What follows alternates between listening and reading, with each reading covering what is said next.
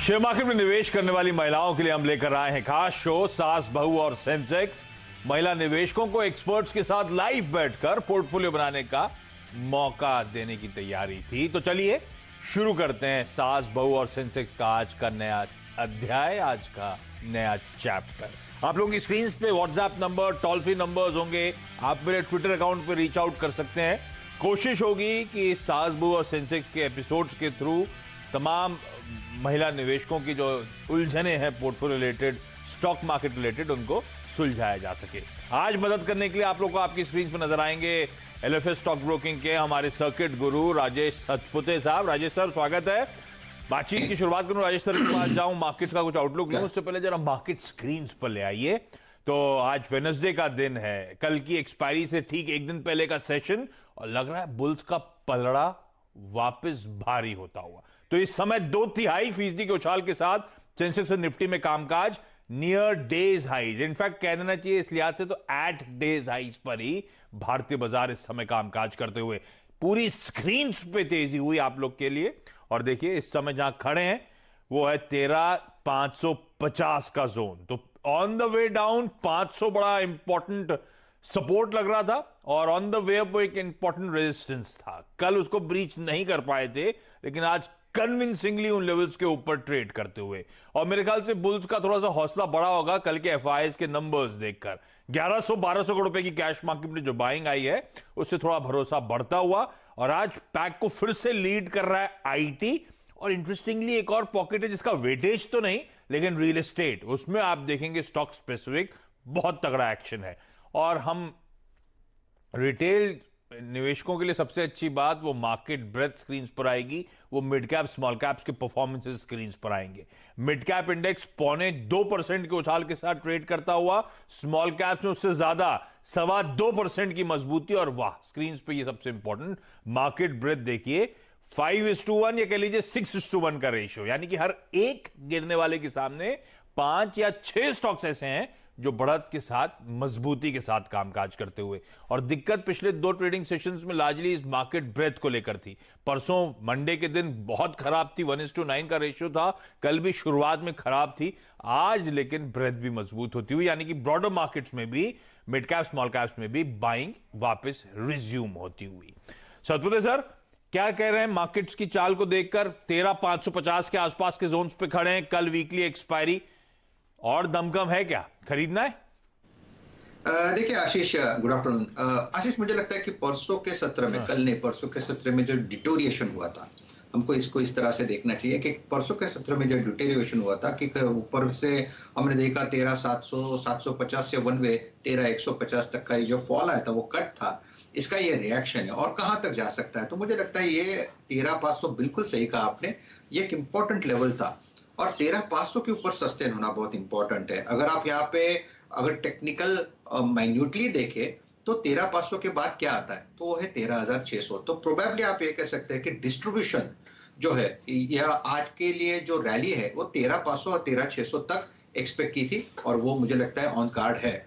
Bank Nifty की अगर इन particular बात करें तो बैंक निफ्टी हमने 29,800 एंड 30,000 तक की रैली एक्सपेक्ट की थी, क्योंकि this is what we called the reaction of the fall. तो ये जो हो रहा है, this is as per the books, यहाँ पे कोई अलग चीज तो ये नहीं दिख रही फिलहाल। सो मेरे हिसाब से निफ्टी और बैंक निफ्टी एक अलग अलग पड़ाव पे है, अपने अपने लेवल्स के आसपास है। तो निफ्टी और इंडेक्स में अगर आप यहाँ पे ट्रेड सोचे तो मुझे लगता है यहाँ पे लॉन्ग साइड का ट्रेड जो है वो नहीं बनता, लेकिन स्टॉक स्पेसिफिक मूवमेंट मुझे लगता है यहाँ पे अच्छे मिल रहे हैं, अच्छा कैच हो रहा है, जहाँ पे मिड कैप्स में रैली आ रही है। और आप ये भी कर रहे हैं कि जो बजट पहले का जो सेशन हम सोच रहे हैं कि क्या लेना चाहिए, तो कहीं ना कहीं वो जो थीम जो है वो इंडेक्स से हटके थोड़ा स्टॉक्स पे आ रही है। बिल्कुल ठीक। तो इंडेक्स से हटके स्टॉक्स पे सुबह ये चर्चा हो रही थी, 490, 510 पहला पड़ाव, और उसके बाद शायद 590, 610 अगला पड़ाव होगा। तो उसकी तरफ भारतीय बाजार बढ़ते हुए, हाँ, स्टॉक स्पेसिफिक थीम्स। और आज कैबिनेट सीसीए की बुधवार के दिन बैठक होती है, बैठक हो चुकी है। अब टिकर टीम बता रही है कि 4 बजे प्रेस कॉन्फ्रेंस शेड्यूल्ड है। तो क्या निकल कर आया, बाजार बंद होने के बाद हमें पता चलेगा, या फिर लक्ष्मण अगर पता कर लिए तो बाजार बंद होने से पहले ही शायद कुछ हमें सुगबुगाहट पता चल जाएगी, क्या क्या फैसले आए। तो लक्ष्मण का इंतजार रहेगा कोई भी अपडेट का। लेकिन चलिए अब सवाल जवाब के सिलसिले की शुरुआत करी जाए, और सबसे पहले डॉक्टर साहब कह रहे हैं गुड़गांव जाना है हमको। गुड़गांव गुड़गांव से निकिता सूद जुड़ती हुई। निकिता हाय, गुड आफ्टरनून मैम। हाय आशीष, गुड आफ्टरनून। हाय, स्टॉक की बात करें उससे पहले जरा स्टॉक मार्केट की जर्नी, कब से आप हो निकिता स्टॉक मार्केट में, कितना समय हो गया और कैसा एक्सपीरियंस, कैसी रही है journey? So my experience, so I began in August, but my experience has been it's been like a roller coaster ride for me. So I started my journey with an IPO, Happiest Mind, and then slowly, steadily, I began investing in ETFs, and then now trading on daily basis. आप आवाज देखते हो क्या ma'am? Sorry? CNBC आवाज देखते हो? Yes. तो कैसे समझते हो? हम तो हिंदी में बात करते हैं। हाँ जी, सॉरी मैं थोड़ा नहीं कोई इशू नहीं, जैसे ही कंफर्टेबल हो निकिता वैसे ही बातचीत करेंगे। लेकिन आपकी जर्नी में आपने कहा अप्स एंड डाउन्स रहे, अगस्त से शुरुआत करी थी। जब आपने शुरुआत करी हैप्पीएस्ट माइंड तो जर्नी की शुरुआत तो बड़ी आगाज तो बड़ा अच्छा हुआ होगा। आई एम श्योर उसमें अलॉटमेंट मिला होगा तो बढ़िया पैसा बना होगा। अलॉटमेंट नहीं मिला था बट मैंने शेयर्स खरीद लिए थे, बट देन बिगिनिंग अच्छी थी। हाँ, पर अब जैसे इतने दिनों से थोड़ा हम मार्केट देख रहे हैं कि थोड़ा वॉलेटाइल है, so now it's more like a roller coaster for me. पर स्टार्टिंग मैंने ईटीएफ से की थी तो it was steady that way. तो ये ईटीएफ से स्टार्ट करना तो बड़ा स्मार्ट आइडिया था।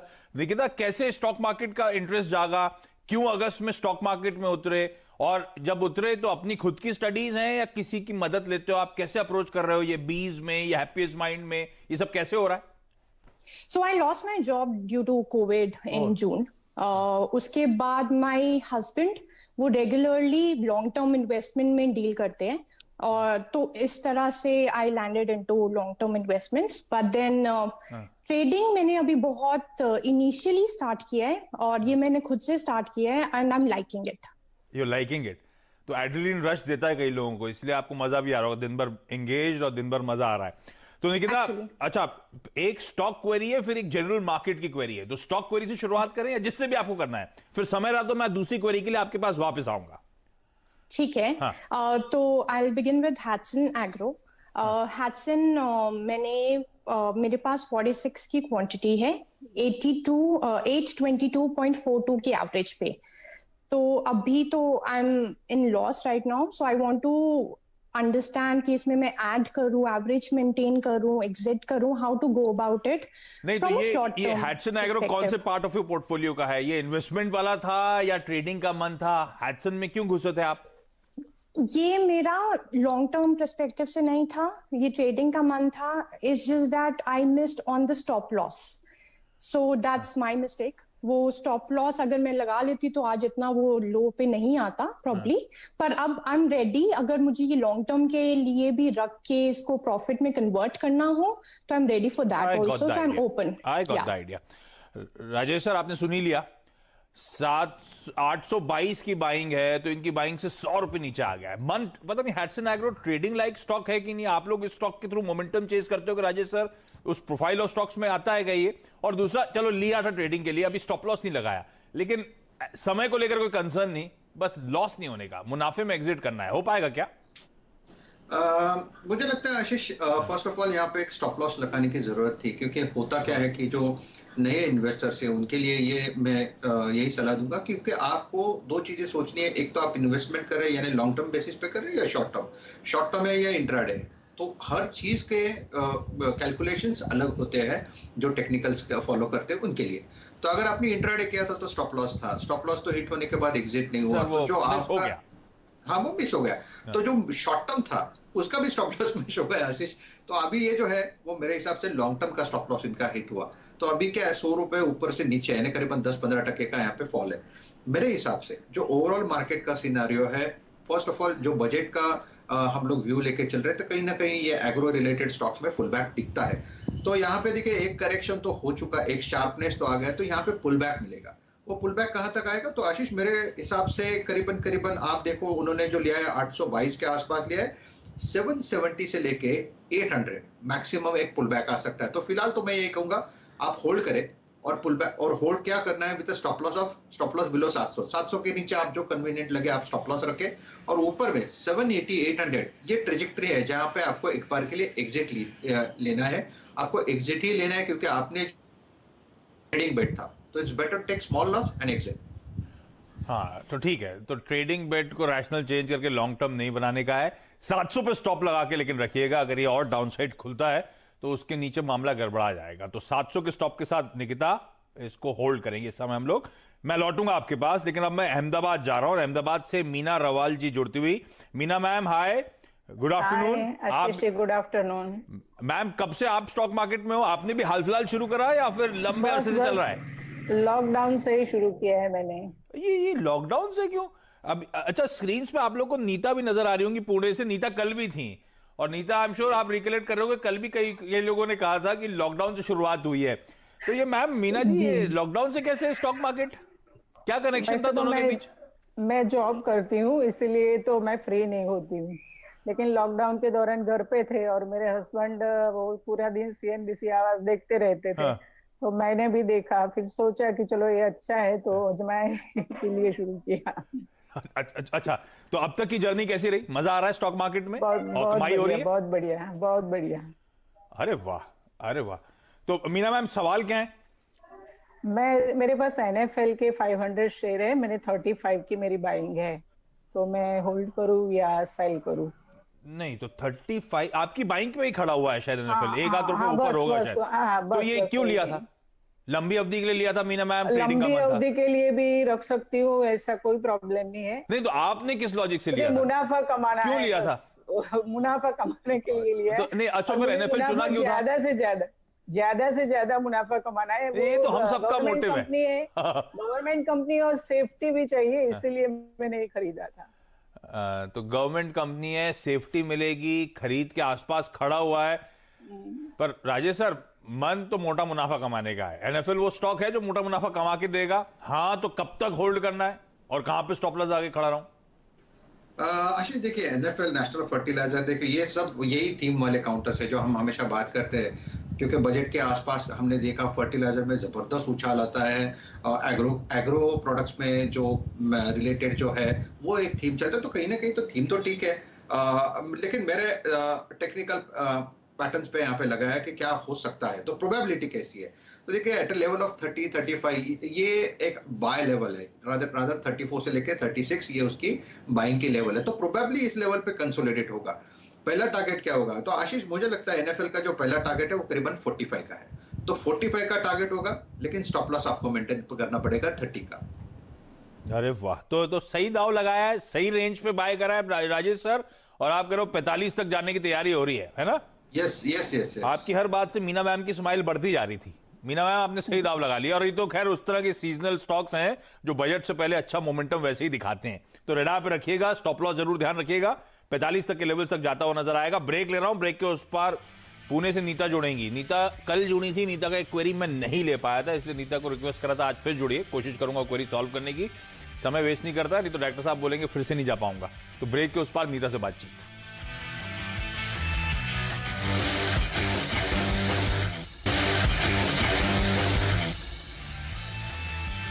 ब्रेक के बाद आपका स्वागत है। दिन के हाईस पर 13,560 के ऊपर 3/4% की मजबूती के साथ भारतीय बाजार कामकाज करते हुए गजब का मोमेंटम पकड़ रहे हैं, और सारी तेजी स्क्रीन पे होती हुई।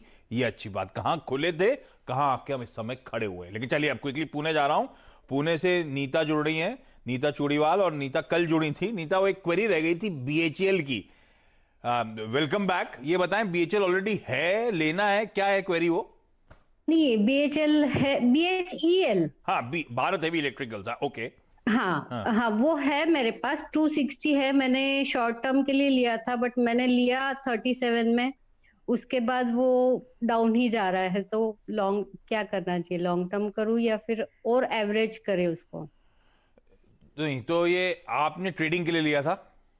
हाँ जी, ट्रेडिंग के लिए लिया था। सतपुर सर, क्या करना है? ये बात सही है कि मोमेंटम स्ट्रांग आया, उतना ही जल्दी हल्का भी होना शुरू हो गया ये स्टॉक। क्या करें? 37 की बाइंग है सर। आशीष, BHEL भी वही एक काउंटर के जहां पे मोमेंटम हम देखते हैं, लेकिन वो मोमेंटम इसका एक ही इशू है। BHEL रहे, कोल रहे, गेल रहे, ये जितने जल्दी चलते हैं ना उससे ज्यादा जल्दी नीचे आते हैं। So that is a problem. तो आपको मोमेंटम को उसको स्टॉप लॉस के साथ ही प्ले करना पड़ता है। तो कोई बात नहीं, आगे स्टॉप लॉस तो हिट हुआ था उनका, तो फिलहाल तो मैं यही कहूंगा होल्ड करे। आपका भाव 37 का है, अभी 3350 के आसपास है, सो प्रोबेबली अगर आप कंफर्टेबल हो तो यहाँ पे एक बार के लिए क्लोज कर सकते हैं, क्योंकि ऊपर में 35-36 का ही अभी रेजिस्टेंस रहेगा। वैसे अगर उसको लॉन्ग टर्म के लिए अगर आप सोचते हैं तो फिर ठीक है, आपको 30 का स्टॉप लॉस रहेगा, और अगर आप उसको वक्त दे प्रोबेबली नेक्स्ट 3 मंथ्स, तो 40-44-45 के आसपास का टारगेट आपको मिल सकता है। लेकिन अगर आपने ट्रेडिंग बेट लिया है तो ये समझे कि आपका ₹1.5 का जो स्टॉप लॉस था, ₹1.5-2 का, वो हिट हुआ है। सो ये 35 तक मैक्सिमम एक पुल बैक देगा और उसके बाद ये वक्त बिताएगा। So it is up to you, how do you want to play it. अरे वाह, नहीं लॉन्ग भी कर सकते हैं, ऐसा नहीं प्रॉब्लम नहीं है कोई। लंबी अवधि के लिए रुक सकते हैं। हाँ, लंबी अवधि के लिए फिर आशीष मुझे लगता है 30 के स्टॉप लॉस के साथ आप बने रहे, 45 का टारगेट आना चाहिए। तो नीता 30 के स्टॉप लॉस के साथ बने रहिएगा। और अगर ये कॉल सत्तू सर की गड़बड़ हुई तो सत्तू सर पुणे आते रहते हैं, आप कभी भी मिल सकती हैं, पकड़ सकती हैं सत्तू सर को, है ना Sattu sir? Yes sir. Sattu sir वैसे हर वीकेंड पूना में मिलते हैं। सत्तू सर धन्यवाद आपका खास तौर पे, और साथ साथ नीता, मीना और निकिता, आप सबका भी धन्यवाद हमारे साथ आज जुड़ने के लिए। इस नोट पर आज के इस खास पेशकश में इतना ही। कल सास बहू और सेंसेक्स नहीं होगा, क्योंकि कल वो वीकेंड स्पेशल की तैयारी हो रही होगी। ध्यान रखें, ट्रंकेटेड वीक है, फ्राइडे को मार्केट हॉलिडे, तो थर्सडे को नहीं। अभी ये सास बहू और सेंसेक्स के चैप्टर्स की शुरुआत हम लोग अब ट्यूसडे ऑनवर्ड्स वापस करेंगे अगले हफ्ते। चलिए ब्रेक के उस पार हर्षदा जुड़ेंगी। नमस्कार।